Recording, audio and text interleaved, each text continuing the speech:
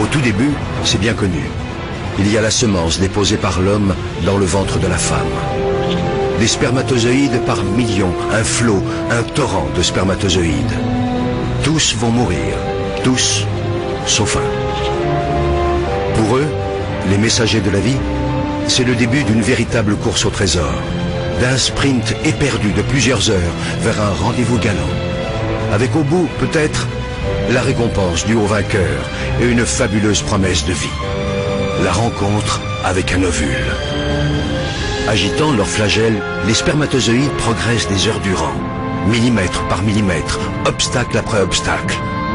Le vagin et son acidité meurtrière, le passage encombré du col de l'utérus, l'utérus lui-même. Un véritable parcours du combattant. Les plus fragiles, les mal formés et les traînards capitulent. D'autres restent piégés ou s'égarent en chemin. Là se présentent deux tunnels différents, deux voies possibles. Seulement voilà, une seule de ces voies mène vers l'ovule.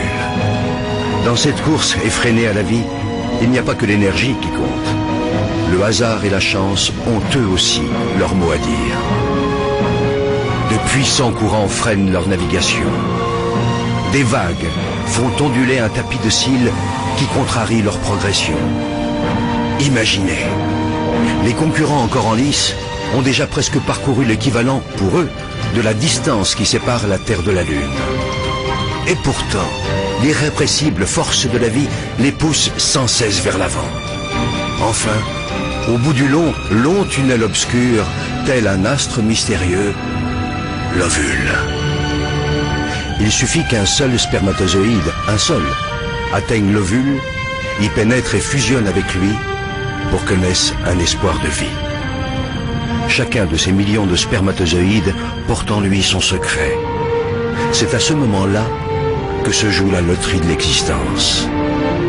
Ils ne sont désormais qu'une centaine à explorer la surface de l'ovule. Quelques-uns seulement parviennent à se faufiler jusqu'à la capsule. Formidable armure protectrice. Dernière agitation, ultime frénésie. Soudain, l'un d'entre eux finit par trouver la voie. Ça y est, c'est lui, le seul, l'unique. Aussitôt percé, la carapace durcit et les autres spermatozoïdes se heurtent à une barrière infranchissable. Pour eux, le voyage est terminé. Si près du but.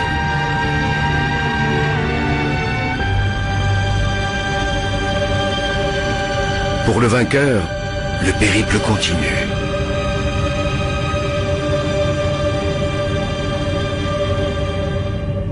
Il perd son flagelle, devenu inutile, et libère son trésor. Le patrimoine génétique de Manu s'unit à celui de Barbara.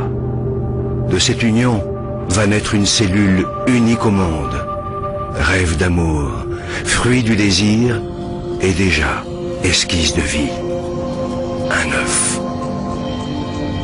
Dès cette seconde, tout est déjà écrit, ou presque. Et puis le processus s'accélère. Une nouvelle vie s'organise. Une nouvelle aventure commence. L'œuf, instantanément, se divise en 2, puis 4, 8, 16, 32 cellules identiques. Il entame en même temps un lent et long voyage. Au 3e jour de son expédition, il plonge dans une immense grotte qui lui sera bientôt familière, l'utérus. Au 6e jour, l'œuf sort de sa coque et se pose délicatement sur la paroi de ce très accueillant refuge. Il se construit un nid où, sauf imprévu, il a élu domicile pour 9 mois. Au fur et à mesure que l'œuf s'enfonce dans la paroi souple de l'utérus, il se transforme de façon radicale. Il commence par élaborer des connexions avec son environnement. C'est le futur placenta, une plateforme d'échange permanent avec le corps de Barbara. Simultanément, au centre, un disque se dessine. L'œuf se transforme et devient l'embryon. Âgé de 14 jours, il n'a pas encore la taille d'une tête d'épingle. Quelques jours plus tard, l'embryon s'est considérablement épaissi. Il repose maintenant au centre de 2 poches remplies de liquide. Une incroyable cascade de transformations l'agite. Cela commence par la formation du système nerveux. Sur son dos, une gouttière se creuse, puis, comme un ourlet, elle se referme sur toute sa longueur et devient un tube. C'est la future moelle épinière. Et ces deux bourrelets géants, ce sont les futurs hémisphères cérébraux. Pendant ce temps, l'embryon s'est enroulé sur lui-même. Un cœur rudimentaire prend lentement forme, des vaisseaux se dessinent. Le système circulatoire du sang s'ébauche. Au fur et à mesure de sa croissance, l'embryon ressemble d'abord étrangement à un poisson, puis un peu plus tard, à un batracien et enfin à un reptile. Tout cela est dans l'ordre des choses. L'embryon humain en formation passe par toutes les étapes de l'évolution des espèces. Il lui reste même encore une queue, qu'il perdra bientôt. En moins de 4 semaines, l'œuf est passé d'une seule à plusieurs millions de cellules parfaitement organisées entre elles. Car ce minuscule organisme est le génial architecte de sa propre construction.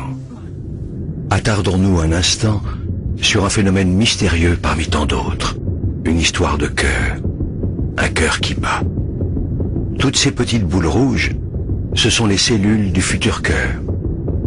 L'une après l'autre, elles s'animent et se mettent toutes à pulser à l'unisson. Cette rythmique primaire, c'est le tam-tam de la vie, la pompe du cœur. La machine à vie est enclenchée. L'embryon n'a que 22 jours et mesure désormais 2 mm. Débute alors une nouvelle et spectaculaire métamorphose. 4 semaines scandées par une multitude de transformations vont modeler notre petit mammifère aquatique. Puisant via le placenta nourriture et énergie dans le corps de sa mère, l'embryon prend lentement forme humaine. La forme du visage s'esquisse et s'enrichit bientôt de 2 petits renflements sombres qui deviendront les yeux. Des yeux encore dépourvus de paupières, mais des yeux déjà.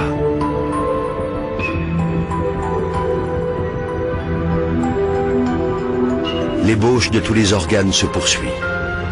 Les cartilages des os, les muscles et les tendons se développent progressivement. L'embryon est maintenant âgé de 34 jours et mesure 5 mm. Sa croissance s'accélère à tel point que chaque jour, il grandit d'1 millimètre. Si les bras et les jambes se dessinent, la queue, elle, se résorbe peu à peu et laissera bientôt place au coccyx.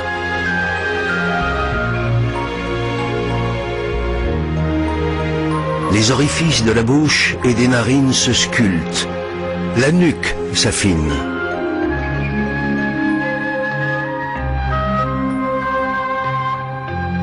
Le cerveau, lui, poursuit en parallèle sa fulgurante évolution et se prépare déjà à devenir le chef d'orchestre de l'ensemble des fonctions humaines. Le petit homme est âgé de 44 jours. Il mesure 17 mm.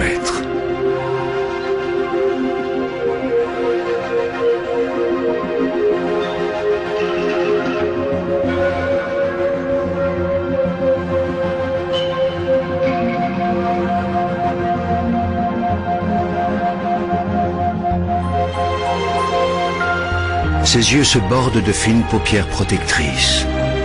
Les os de son dos se solidifient, sa tête se redresse. Son cœur, ses vaisseaux sanguins essentiels et la plupart de ses organes ont trouvé leur place définitive et se mettent à fonctionner. À 60 jours, l'embryon, qu'on appelle désormais un fœtus, mesure 3 cm et ne pèse que 11 grammes. Barbara achève son 2e mois de grossesse et tout se passe à merveille. Son enfant dispose de 7 mois encore pour grandir dans la tiédeur de son ventre, dans un univers protégé. Est-ce un lointain écho du bonheur de ses parents? Jusque-là, quasiment inerte, voilà que le futur bébé de Barbara et de Manu commence à bouger. Ce ne sont encore que d'imperceptibles tressaillements, trop ténus, pour que la mère en ait conscience. Pour comprendre ce qui se passe, essayons d'aller voir l'invisible. Pénétrons dans le cerveau de l'enfant à venir. Ici, à chaque minute qui passe, des neurones apparaissent par milliers. Simultanément, ces neurones se connectent les uns aux autres. Ingénieux agencement qui va permettre au fœtus de commander ses muscles et l'ensemble de ses organes. Les informations sont transmises sous forme de messages électriques et chimiques. C'est ainsi qu'à sa naissance, l'enfant de Barbara et Manu possédera plus de 100 milliards de neurones connectés les uns aux autres par 1 million de milliards de contacts. Même le réseau téléphonique ou informatique le plus sophistiqué du monde n'est rien en comparaison de cette formidable complexité du cerveau humain. Derrière cette fabuleuse machinerie, c'est le siège de l'esprit qui se développe lentement. Ici s'ancrera le goût du pain, de là jaillira le plaisir du verbe. Ici se déverseront les joies et les chagrins, et de là émergeront les rires ou la colère. Comme si l'écho de cette kyrielle de transformation résonnait en lui, le fœtus s'agite en tous sens. Mais Barbara, elle, ne sent encore rien. Le repas que Barbara vient d'absorber glisse le long de son œsophage.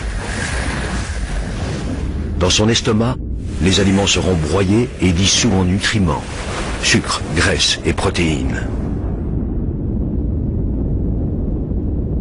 Après bien d'autres péripéties digestives, ils rejoignent sa circulation sanguine.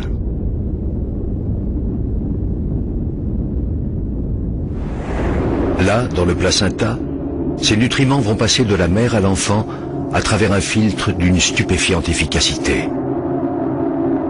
Il rejette les éléments trop volumineux comme par exemple la plupart des bactéries qui pourraient lui faire du mal. Les autres, plus petits, peuvent franchir le barrage. Oxygène, sucre, graisse, protéines, vitamines, minéraux, mais aussi, attention, l'alcool et la caféine.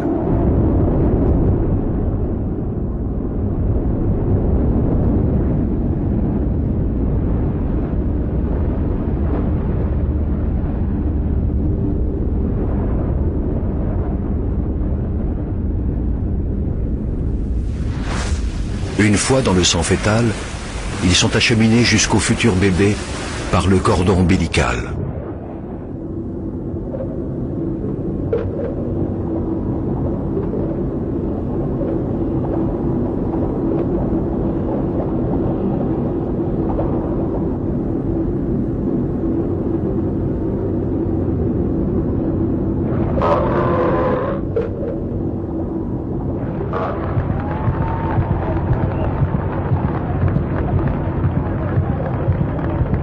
Heureusement pour lui, le fœtus possède son airbag personnel.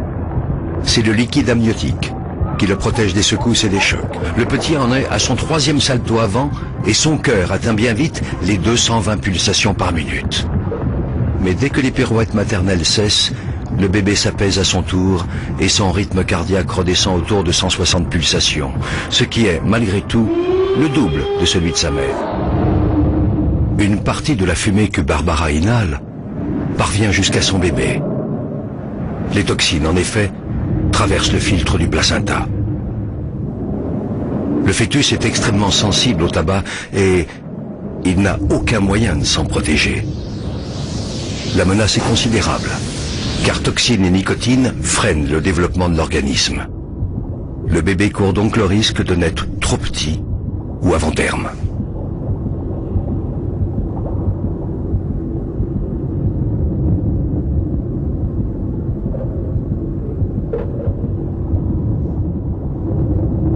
D'autres substances toxiques représentent des dangers potentiels. L'alcool, par exemple, qui passe immédiatement du sang de la mère à celui du fœtus. Les dégâts provoqués peuvent être irrémédiables, malformation physique ou retard mental.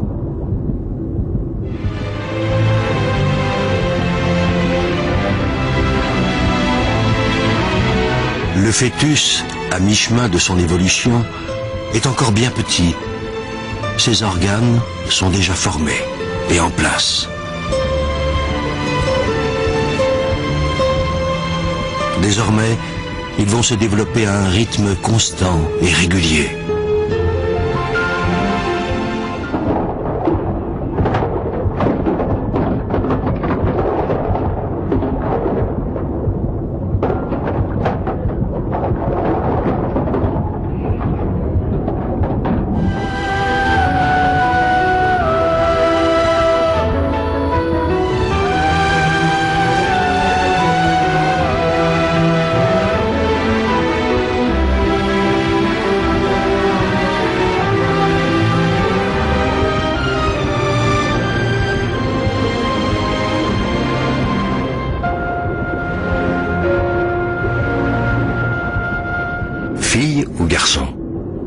Sur le plan génétique, la partie est jouée depuis l'instant de la fécondation. Mais le sexe de l'enfant restera longtemps secret, jusqu'au 3e mois. C'est à cette époque-là de sa vie que se dessinent les organes génitaux qui lui permettront, le jour venu, de procréer à son tour. Le bourgeon génital évolue. S'il s'allonge, ce sera un pénis et donc un garçon. Remplis de spermatozoïdes immatures, ces testicules descendent dans la peau des bourses. Si c'est une fille, le clitoris, le vagin et les lèvres se forment progressivement, tandis qu'un stock de 2 millions d'ovules immatures se constitue dans ses ovaires. Le futur bébé absorbe de plus en plus l'eau du liquide amniotique. Depuis le 4e mois, ses reins fonctionnent. L'évacuation devient naturelle, il fait pipi. Le placenta agit comme un filtre, un peu comme des couches, et la plupart des déchets rejoignent les reins de sa maman.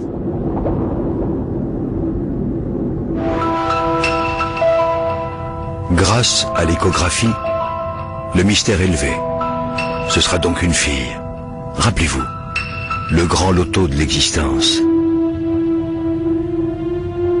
Le spermatozoïde de Manu était porteur du chromosome sexuel féminin.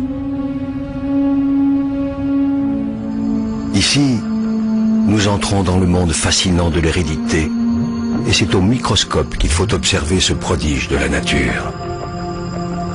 Au commencement, à l'instant de la fécondation, la combinaison des patrimoines génétiques de Barbara et Manu a donné naissance à un œuf unique, portant toutes les potentialités de leur future petite fille. Ces caractéristiques sont inscrites au cœur des gènes et ces gènes sont enfilés comme des perles sur un long collier qu'on appelle l'ADN. Mais la magie ne s'arrête pas là. Chaque fois qu'une nouvelle cellule se divisera au cours du développement de l'embryon, puis du fœtus, l'ADN se reproduira à l'identique dans chacune des cellules.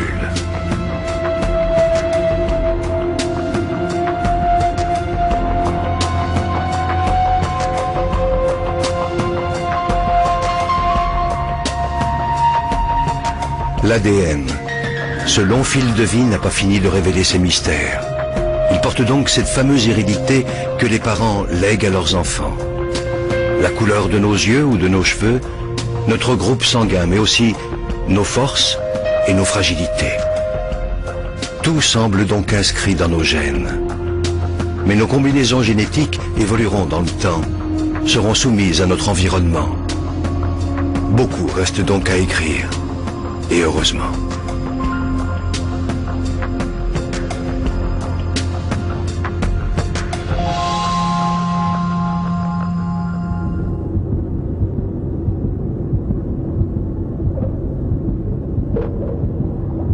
La petite réagit de plus en plus au bruit qu'émet l'organisme de sa mère, les battements de son cœur, mais aussi et surtout le son de sa voix, qu'elle apprend peu à peu à reconnaître.